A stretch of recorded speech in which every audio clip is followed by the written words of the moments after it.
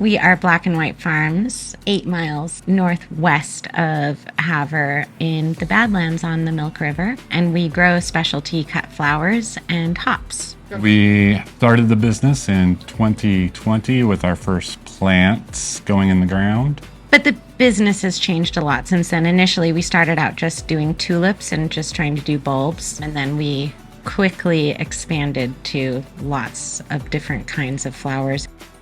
We shoot to grow things that are blooming from May through September. So tulips and ranunculus and anemones are kind of our first crop. And then the perennials start coming. We grow probably 50 varieties of perennials, and then we grow probably 100 varieties of annuals. I spent my entire youth picking flowers in these hills and loved it. Was just when we go on road trips, I'm like, stop the car, and I climb a hill and start picking flowers, and it's just been something that I've loved to do my entire life. Went from running a Montessori school in Missoula, which kind of brought it on as well because we were working with the kids and starting seeds and growing vegetables and growing flowers, and I loved it and thought that I could just spend my life doing this rather than anything else, and we're working on it. When we first came up with the idea, we just wanted to, I think the original plot was 75 by 25. So right when you walked in the gate was all there was, and we planted tulips there just to see what it would do. We just took a tractor and plowed that small piece up and built a really intense fence around it. And after we tried the tulips, we just realized that there was a market on the High Line for specialty local cut flowers.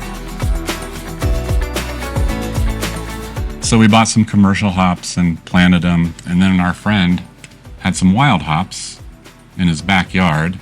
And we started planting them, and we had a genealogy test done of them, and they are a local hop from around here. Nobody knew what they were, so we named them, called Bear Paw Hop, and another variety is called Clear Creek Hops, and a local brewery is making beer with them. A typical day for us starts at 5, getting out of bed, and then driving the 8 miles to our field from our house. And we have to cut the flowers in the cool morning. So we usually scissors start cutting at 6, and we have to wrap up by 9 because it's too hot to cut. We say when we sweat, we stop. And then everything gets loaded into our van in the buckets, and it gets brought into our house. And the flowers that are already in the fridge get moved from the fridge to the workroom where I do the designing, and everything we just cut gets moved into the fridge for at least 6 hours, and then it can get pulled out of the fridge and I can do some designing, and then we have to consolidate. It's just juggling flowers because we just don't have the cooler space as of right now. So expansion for us really means that we need a bigger facility to be able to cut all of the flowers that we're growing, because if we had a large cooler, we would be able to sell and move a lot more of what we're growing. And I feel like that's kind of the place we're at with our business right now, is that we realized we can grow really great flowers, and we realized that we're really good at designing, but now we need to be able to get them in mass, what we're growing, because a lot of what we're growing right now is staying out in the field just because we don't have a space. We literally can't cut it, so we have nowhere to put it. So this spring we received a business acceleration and marketing grant from the Department of Agriculture to build this outbuilding. Is just going to change our business, which will allow us to build our building.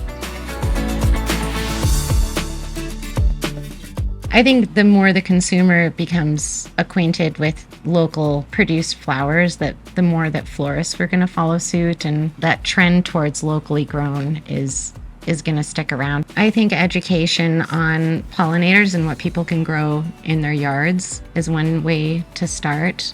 I think it's kind of addictive. I mean, that's how we started, was just the love of gardening and growing things.